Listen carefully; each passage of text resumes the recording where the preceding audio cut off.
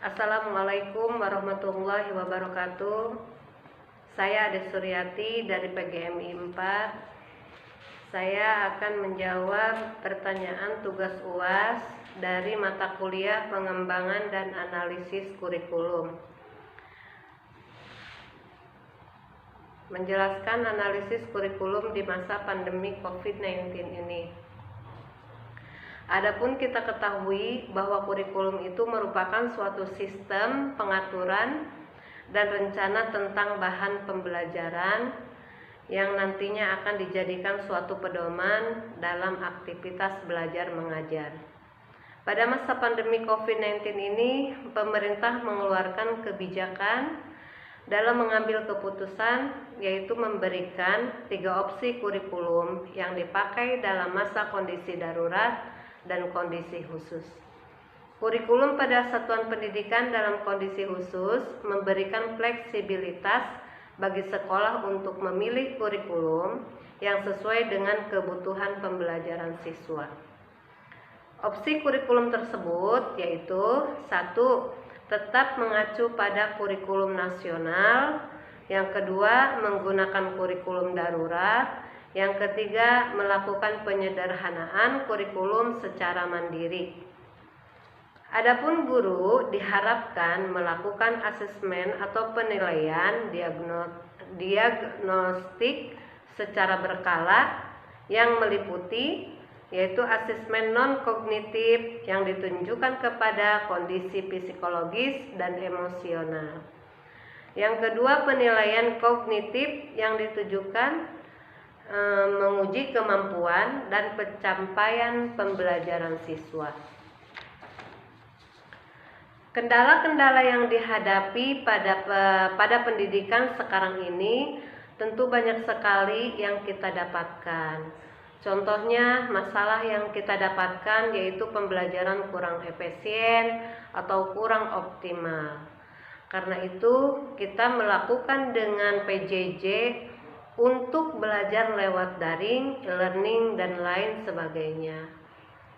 Untuk itu, dalam proses belajar mengajar lewat online ini banyak sekali kendala dan permasalahannya, baik dari guru, dari sekolah, orang tua, dan murid itu sendiri. Dampak negatifnya berpotensi menimbulkan seperti 1. Ancaman putus sekolah. Anak harus bekerja, resiko putus sekolah karena terpaksa membantu orang tuanya dalam kondisi keuangan pada masa krisis COVID-19 ini. Yang kedua, penurunan pencapaian belajar, yaitu adanya perbedaan akses dan kualitas selama pembelajaran jarak jauh, sehingga mengakibatkan kesenjangan capaian belajar. Yang ketiga, kekerasan kepada anak. Tanpa sekolah, banyak anak yang terjebak di kekerasan rumah yang tanpa terdeteksi oleh guru. Solusinya yaitu dapat dilakukan dengan cara mengadakan suatu program guru berbagi, bisa juga dengan BIMTEK daring, atau adanya seni webinar, atau penyediaan kuota gratis, dan adanya belajar dari rumah melalui televisi dan TVRI.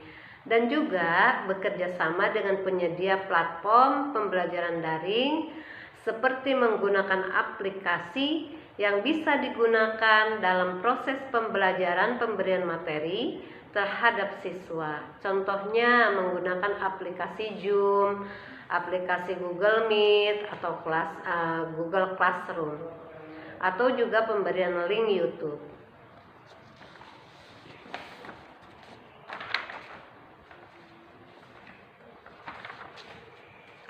Kesimpulannya yaitu adalah kurikulum dapat disesuaikan dengan keadaan pada saat masa pandemi ini atau mengikuti dengan zamannya.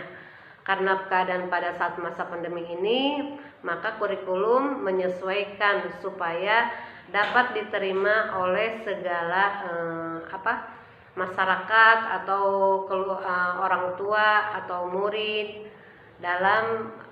dalam masa pandemi ini. Dan kesimpulannya juga harus adanya kerjasama dari pihak pemerintah pusat dan pihak pemerintah daerah serta lingkungan masyarakat sekitarnya, baik secara internal dan maupun secara eksternal.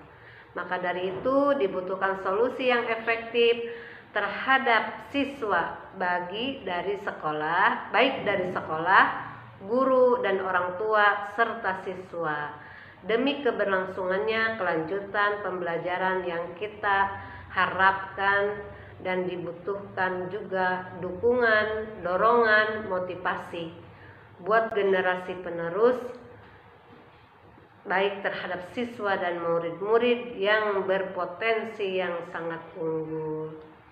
Itulah pemaparan dari saya. Apabila kekurangannya dan kelebihannya saya mohon maaf. Terima kasih. Dan saya akhiri dengan alhamdulillah. Assalamualaikum warahmatullahi wabarakatuh.